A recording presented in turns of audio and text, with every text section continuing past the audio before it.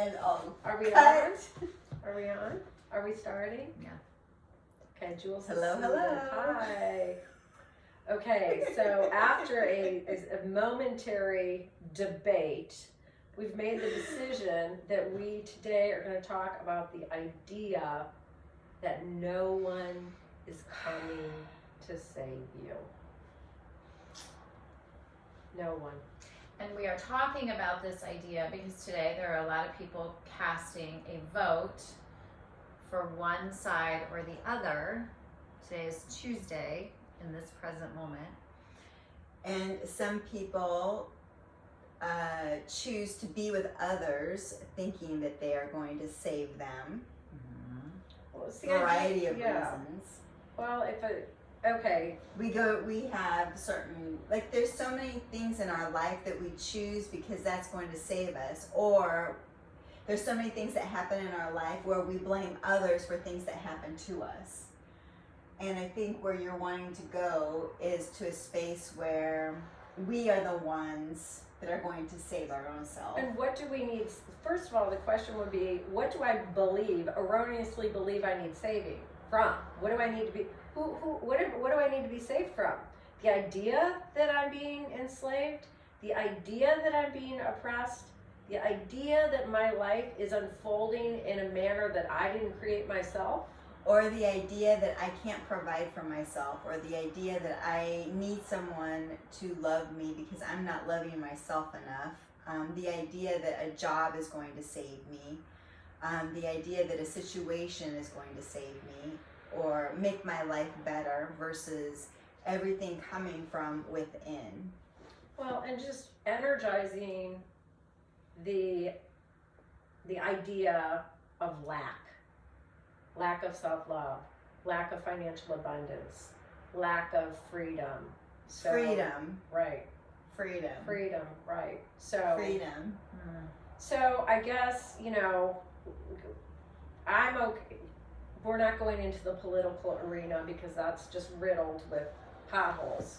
But, if we really think about, and I was thinking today about the number 4 in numerology representing stability.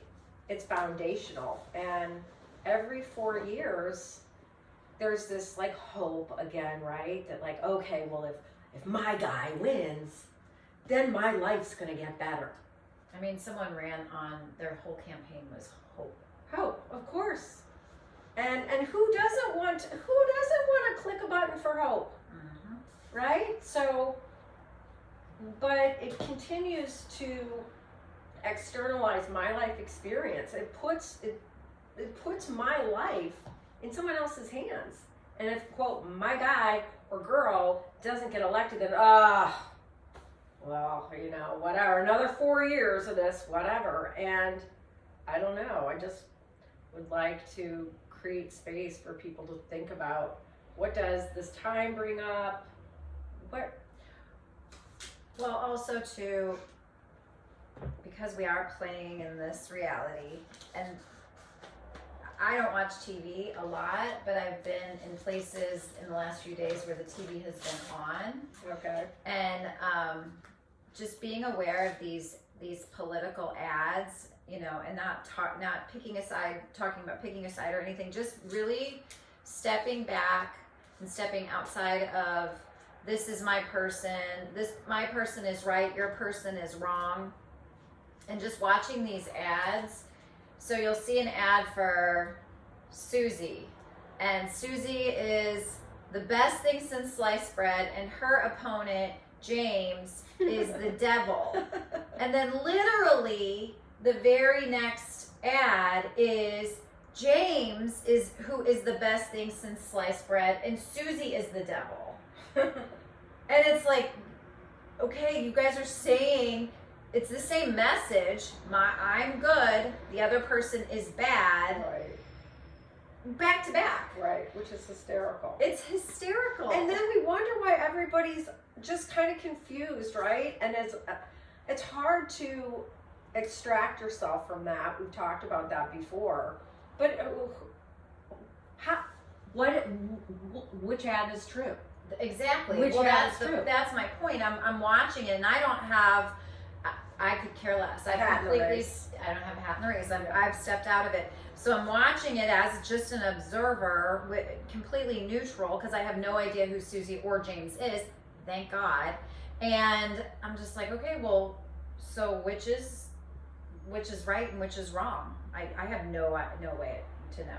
Unless I really, and the only way I would really be able to do that is to have life experience with Susie or James. Right. To sit down and talk to them and really have a conversation and maybe meet their family and their friends. And how can you even decide? Okay, but this whole thing is about depending on someone else to make your life better. Right. Okay, that's what this is all about. We're like, Jules is like, we're not talking about politics. And I'm not, I okay, really don't want to. but it's about, I understand that, but Right. it's about having an awareness of what we are being programmed to believe. And I totally get that. So that's why I want to bring the conversation to like the root, and that is depending on someone else outside of you to make your life better. Right. We, as an individual, I am responsible for my life. I'm responsible for my happiness. There is no one outside of me that is going to make me more happy than what I can make myself. And if we depend on anyone outside of us to create that happiness for us, we will always be disappointed. 99.9% we will be disappointed because we're depending on something outside of us. That's what this life is not about depending on someone outside of us. This life is about depending on you with you. Can I bring up the idea too that I am the oppressor, Yes. and I'm also The oppressed. the savior? Oh, yeah. Because as a collective, we all have our own shadow that needs to be looked at. Totally agree. I totally agree. So if I can look at Susie or Tom and just say, James. oh, they're just James, sorry. James. They're just playing the role of the oppressor or whatever. But what in me is, I don't know, not being fully transparent with the people in my life. What in me has offered promises that I haven't lived up to. Like, if I can look at the whole system and then see it as a mirror, and then how do I participate in that which I'm acting like I reject fully? Like, Right. oh, they're all a bunch of BS. They just say stuff to get what they want. And it's like, when in my life have I just said things to get what I want? Absolutely. Mirroring, I love Right. the idea of mirroring. I love the idea that, we are our own oppressor. We are our own savior. And if we are the oppressor to our life, most of the time it's because that's what we've been taught. We've been taught this structure to follow. And in our conversation earlier in the women's circle, we were talking about making mistakes and how we look at making mistakes and how dreadful it can be to make a mistake when that's an opinion. That is a perception versus, for me, failure, mistake, that means I get an opportunity to learn. It's a learning point. Yeah, okay, so that happened, it didn't work out. What did I learn from it? Not going to do that again, right? Or going to do my best to try not to do it again. So again, it's oppressive to say a mistake is wrong, don't ever do it again, and then you contract in it. Or we can be the savior, if we're going to use those two words, and say, oh, okay, what can I learn from here? And can stay in that expanded state. It's about, for me, because I did play the role of, I was the oppressor myself, but then I also looked at someone as my oppressor, which was my ex-husband. And I remember a conversation. So then there's blame.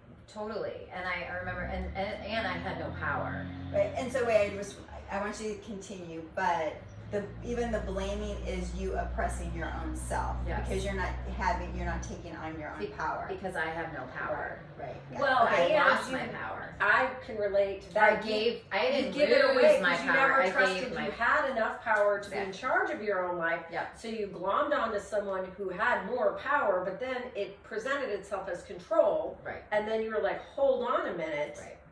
you're taking my power away. And it's like, no, I didn't trust my power, so I just hitched my wagon to you.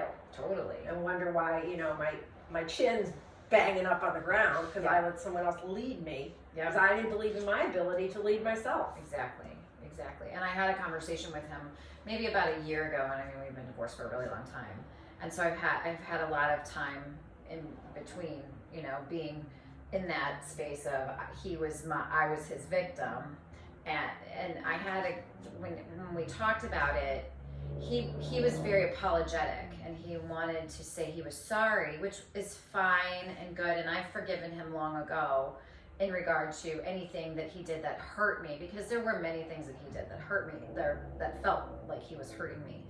But he said, he used the term victim, and he said, well, you were my victim.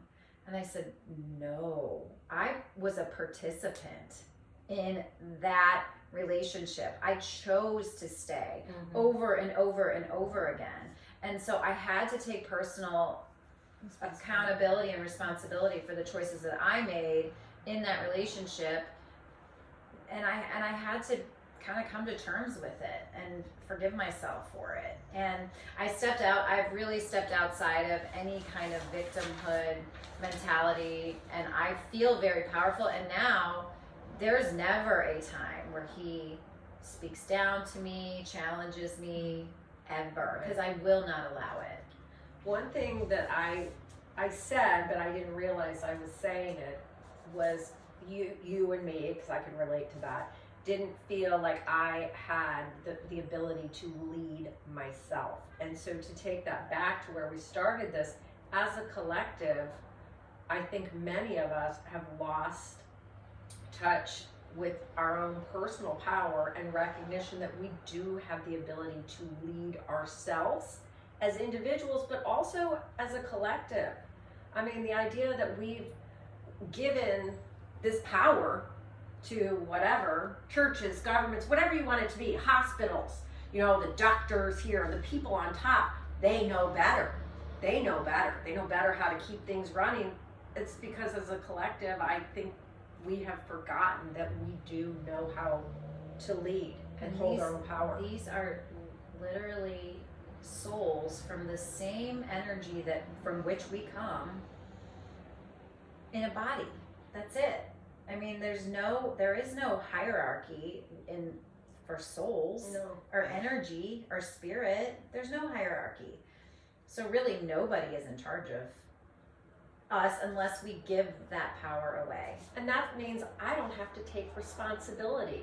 At least I don't think I do. Right. Because, whoever, gas prices went up and now this and that, it's someone else's fault that my life is difficult or not flowing energetically the way I would like it to. It's because I abdicated my power. Yeah. And same with our health. It was someone else's fault. If we didn't do X, Y, or Z, then we could possibly make somebody else sick.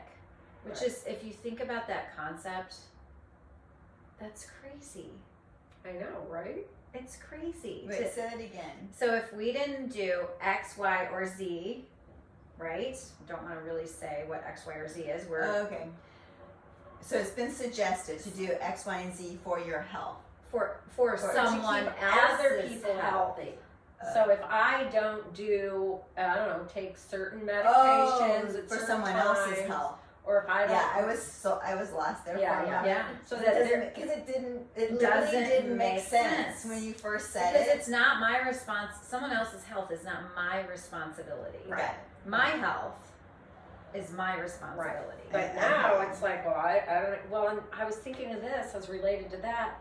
When women started believing the story that it's not safe to give birth at home, that you needed to go outside of yourself, the sanctity of your sacred space, enter into a sterile environment with the specialist who knew better how to bring your child into this world. It's just, again, I mean, so many ways in which we disconnect with our power and then they look to someone else to they put us on our backs to push a kid out. Right. It makes no sense. no sense. Right. Let's use gravity. right, and water, all Yeah. these things. That would, but again, if somewhere we stopped honoring that our sacred individual power cord and what we know is right for us, and it's like, well, the doctor said this, the government says this, you know, all these people that in this hierarchy that doesn't really exist unless we energize it. And we have energized it. Of course we have. Over and over and over and over again collectively, to the point where it's just a given now. Right. That somebody knows better how to steer my life in a direction. But really what it boils down to is I'm not trusting myself to steer my life. Because what if it doesn't go well? Well, then who can I blame? If my life isn't going well, it's because of choices I've made or haven't made. Mm-hmm. That's not right, but that's not what we are. That's not what society or our culture or the educational system teaches. No. It doesn't teach sovereignty. It teaches, you know, I guess following. You follow the leader. Right. Well, and I mean, you know, that starts in school. Let's be honest. Yeah, you right. know, you literally get in a line and you stay in that line. You know, you just stay in that line. The teachers have followed that line. You draw on the lines. Mm-hmm. Yeah, so it's interesting. I feel like we're at a time collectively where, I don't know, I think we've been kind of bedraggled for the last several years, and I love the idea of hope, and I love that collectively, if this signifies a time for people where that spark of hope is lit a little bit, that's great. But I would ask you to consider that spark of hope, keeping that within you, and how do you energize that? You know, instead of looking at the commercials and looking at the results and who you know, who's in power? You're in power. You are in power. Or you've abdicated your power. Yeah. Or you've given your power away. So what are some small ways, well, having an awareness of what you, okay, so first I think we have to have an awareness of where am I in a place of empowerment, because I believe that some people feel empowered when they're at work, but when they come home, they're disempowered. Or some people feel very empowered at home, but like disempowered at work. Or there's all other kinds of life situations where we feel like we are in a more empowered state, or in our flow, or however we're going to put that. Mm-hmm. And then there are other places where we feel disempowered, where we're always abdicating our power. Right. Mm-hmm. So I guess what I want to look at, you know, just so we can kind of take this into a full circle is, you know, how can we look at what are some signs that we're disempowered or empowered, and then what are some things we can do to shift that? Okay. I would say when I am frustrated, angry, intolerant, I'm not in my power. You know, easily rattled. If traffic can get me, you know, then that's a sign to me I am not centered. I'm not in my sovereign state, because all these little things can throw me off. So that would be when I know distracted. I'm not. Yeah. When I'm in fear, when I feel fear about something, and I'm acting or reacting out of fear, that doesn't feel like I'm in my power. I would say if I am reacting like quickly and I'm not being mindful, I am reacting out of, or I'm acting out of, yeah, like you said, fear, impatience. But when I can slow it down and be very mindful or conscientious of what's happening around me, being in the moment, I feel definitely more empowered. Like it's almost as if when we react, we're on a tightrope.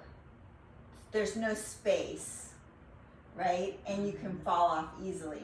Versus if I'm mindful and I'm conscientious, I'm like on a full platform and I can run and do jumping jacks or whatever, and I'm not going to destabilize myself. That's how I'm kind of feeling into it, is like the stabilization, my footing. If my footing is on a tight rope, I've lost my power. If my footing is on like a platform, a large platform that's in the ground, I'm solid, then I'm empowered. And that's really the word that comes to mind when you say that, Jules, is balance. Yep. I am balanced. Yep. I'm in a balanced state, you know? And that doesn't always, and I'm in a balanced state when my divine power is literally anchored, plugged in. My energy is rooted.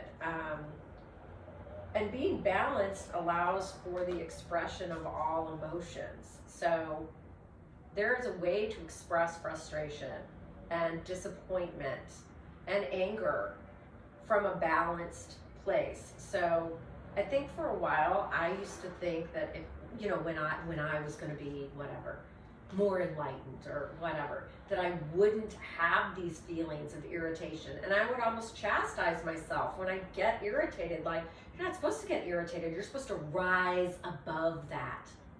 No, it's being balanced and stable and expressing all of that from that platform, that foundation of stability.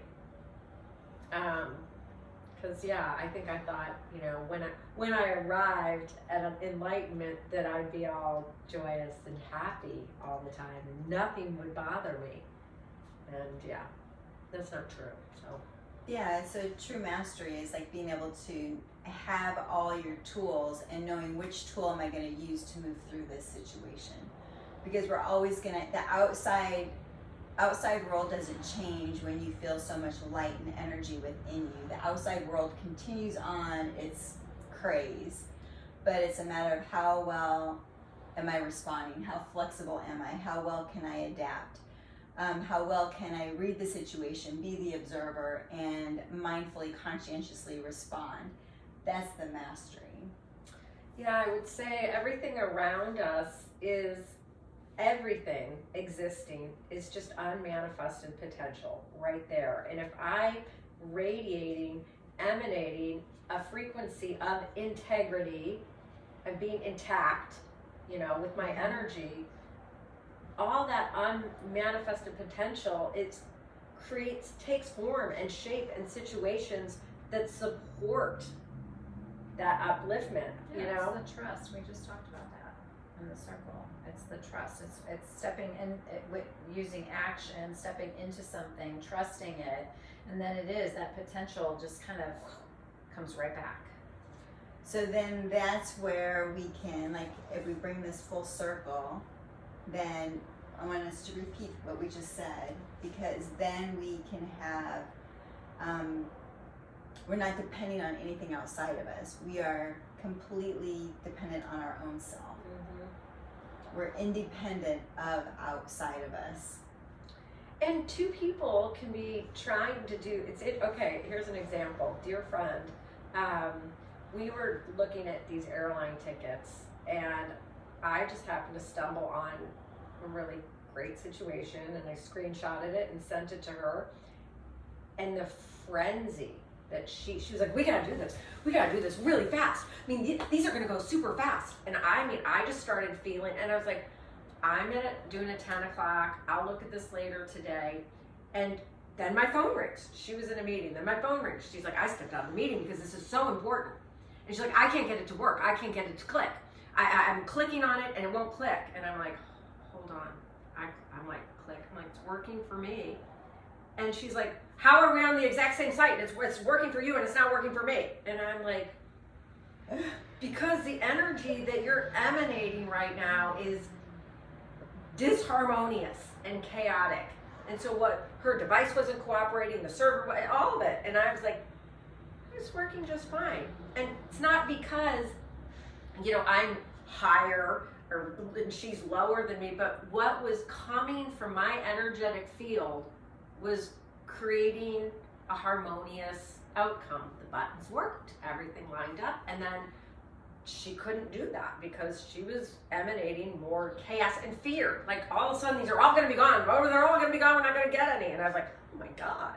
So that, if you think about that in life, if you think you're going to go out into traffic, which I thought today, because we woke up this morning, Lori had sent some stuff about the red moon and all that. and it could be a crazy day, and I got out and I'm seeing cars zip around, and I'm like, oh yes, it's Oh, crazy. there was a car racing right in front of Me me today. too. I on 40. I was like, really? It was crazy, and I was like, oh yeah, all these crazy drivers out here today. And I was like, oh no. Yeah, No. I just pulled. I'm like, back. no, I'm not going to energize that, because if I decide it's going to be crazy energy out there, Yeah. it's going to be crazy energy out there. That's what I'm going You're to going see. to experience the crazy. Yes. energy. Yeah. Yes. So it is this idea that we are creating our lives.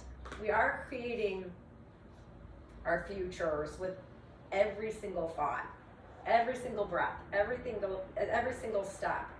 But And when you have experiences like that, that just reiterates this idea that the power is within us, and we have the power. And so if we could all just take a step back and really look at that and acknowledge that and trust it, then, I mean, what if everybody in the world did that? And then we wouldn't have the need for these leaders or these people in charge or these people that are kind of dictating to us what we should or shouldn't be doing, who we should or shouldn't be voting for, etc. And I like that a lot because we have both examples sometimes. We have the chaos that we create, and we have the flow and the beautiful energy that we create. And we have I have examples in my life of both of those of course, things, yeah, all the time. And I see it with people that I love and care about, my son being one in particular. The other day he's freaking out because this new underwear that he bought is apparently the wrong size, and so he has no clean boxer shorts and he's got to go to work. Literally, he took every pair of underwear that I just spent $35 on these boxer shorts and they're too big, none of them fit, I don't have anything, and he's freaking out. Well, he calls me, like, he leaves, finally finds a pair, leaves, goes to work, calls me like 10 minutes later. I need the insurance card, I just got pulled over. And I was like, you literally drew that in. Yeah. Now, he didn't get a ticket because he had calmed himself down, and he played Said, my that, underwear's right? too big, officer. Yeah, Please cut me exactly. right. I told him, and I used that as an example to him. I said, with how you left the house this morning, I'm not even at all surprised that this is the experience that you're now having. Yeah. You literally drew this into your field, and he entertains it. The thing I wish I would have had my parents had that. I wish my parents would have had that knowledge when I was his age. He's 19, and so I can teach So what him specific knowledge? that he's drawing that into his field. Right. What he's putting out, he's bringing back in. Energetic entanglement is Yes. what's being offered to me right now. Yeah. So energetic entanglement can be just with your environment, but it can be with people in your life. Yeah. And then you can think of it in terms of, voting. What are you entangling in? Oh, I'm a Democrat. I'm a Republican. You're entangling your energy into a system. host of a lot stuff. of crap. Yeah. And so this idea of, who do you share your space with? How do you hold your own power? How do you keep your system intact and in integrity when what's going on around you is offering the idea that there's a lot of chaos going on and things are happening to me when in fact I am creating what I'm experiencing. And I say that because this dear friend who I'm traveling with, she is calling about, we gotta get travel insurance.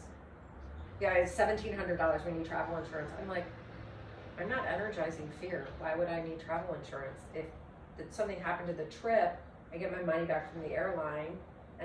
But I'm very aware of I need to be anchored in my energy. I'm so excited to be traveling with my sister, my dear friend. It's going to be an epic trip, but we bring two completely different energies to things. And I think my energy kind of makes her nervous. I'm going to go on this trip with you and you're not going to have insurance? And I'm thinking, you're energizing problems on our trip by paying money to protect from having a problem. So it's interesting. I'm like, okay, how do I hold this energy of a very smooth, calm trip while she's having a different experience of how we prepare for this. It's funny that you say that because, I'm going to Kenya too, and there'll be people say, oh, is it safe? Mm-hmm. I never don't feel safe. I really don't. Right. I mean, I truly don't. I truly go out into the world, and as soon as my foot steps outside of my door, I feel safe. I feel protected. Right. I really do. Life I is feel like supporting there's you. this bubble of light that's just Right. around me all the time, and I send my kids out with that same energy, and I don't, when they leave, my daughter's traveling Maddie's traveling all over the country right now, and You're she's not in all these worried. different, I don't worry. Right. I just feel, and I don't know if I've always felt that way or if it's new, but I don't feel worried. I don't either. My brother, who travels all over the world, he was telling us we needed a bodyguard in Cape Town. I'm like, oh, for crying out loud. Someone tried to roofie us in Australia and we were fine. We'll be fine. But there are people that, you're behaving irresponsibly. And you could apply that to voting or not voting. There are people that say it's very irresponsible to not vote. It's very irresponsible to not get all your shots when you're supposed to. It's irresponsible. But I look at it as I'm energizing things going wrong rather than things going right. I kind of feel like that's how this whole thing is set up. It Yeah. is. You have to have this many years of education or else you will be a failure in life. Yeah. Right. Right? Yeah. So it's like we're doing these things so that we don't fail. We're Right. doing these things so we don't hurt. We're doing these, so that's the, Opposite of right, but it's the underlining thing, the underlining thread through everything that we do is that you're doing this because to prevent harm. prevent pain. Rather prevent than to pain. create. So we're living to prevent. versus rather than to create. Yes. And it's like, okay, I'm not going to live to prevent. I'm living to create. Yeah. And T-shirt. yeah, it's true. And I'm going to energize a beautiful trip just full of new experiences and love and laughter and, communion with the animals. It's like, I'm not energizing the other. Yeah. So we'll see energetic entanglement, because when you are side by side with someone, like when you get married or whatever, and if you are, entangled with an energy that is living from fear and the idea that we have to prevent bad things from happening, while the other person is trying to be expansive and creative, it's a game delay for both people. Yeah, and I know we say this almost every video, but it really does come back to the awareness. And that for me is 100%. I am now aware of what I am doing to create these experiences. So I'm aware of my thoughts. I'm aware of my actions. I'm aware of my words. Emotions. I'm aware of my emotions. It always comes back to awareness. And are you also aware of like how quickly you get there? How quickly you get to the awareness? Yeah, so much more quickly now than ever before. Mhm. And then I'm also aware of the outcomes. Right. So I'm paying attention now, not only to the things I'm thinking, the things I'm saying, the actions that I'm doing, but I'm also aware of when something goes what we want to deem wrong or when I make a mistake, and also when something goes really, really right and feels really good, I can kind of trace it back. Mm-hmm. I can work backwards from that. So I can say, oh, hey, this really went to shit. Well, yeah. What were my thoughts? What were my feelings? What were my actions that led to this really going to shit? And it goes sideways instead of in alignment. Right. And so the idea that when something we think goes to shit, it's literally energetically it went sideways because I was not in alignment. Right. Kind of like derailing. Yeah. From like a train Right. derails Yeah. from its tracks. Right. And I It's love aligned tracks. Abraham Hicks. One of the examples she always gives of that is when you're driving on the highway and you kind of veer off, and you know how you hear and those are indicators of, okay, it's time to get back on track. It's time to get back into alignment. Right. and create what we want, stay on that road down to what we want. And so those are just, so those things that happen when you kind of veer off The track. static. It's like Yeah. the literal static. When your life starts getting staticky, it's those in the highway. But you have to be aware of that. Right. You know, some people are just like, oh God, everything just sucks. Everything's always going wrong for me. My life sucks. Well, yeah, and it's just gonna keep Right. going that way if you're just not aware. Right. Because it really you can get back on track pretty quickly If you have the tools. if you have the tools and If the you have the awareness. awareness. And if And you're you've willing been to use practicing. the tools, Mhm. you know, you can give people a whole big box of tools. You can explain this is what the wrench does. This is the Allen wrench, whatever, the Phillips screwdriver. There are some people that would rather bitch and moan than open the toolbox. I mean, and that is so difficult to be around that kind of energy. Mhm. That's just, it's, anyway, I will not mention any dear friends. Yeah, Right. well, all right. Perfect. Does that feel complete? Yeah. Awareness. Again. Yep, Always. and- Always. Yeah, hopefully manifesting everything around us is, unmanifested potential. So what do you want to We're create? swimming in the sea of the pure potentiality. Yeah, I remember that. Yeah. Mhm. So thanks for joining us today. We appreciate you. Like, Subscribe. Share and comment. Please. and Thank you. Thank you. Ciao, ciao.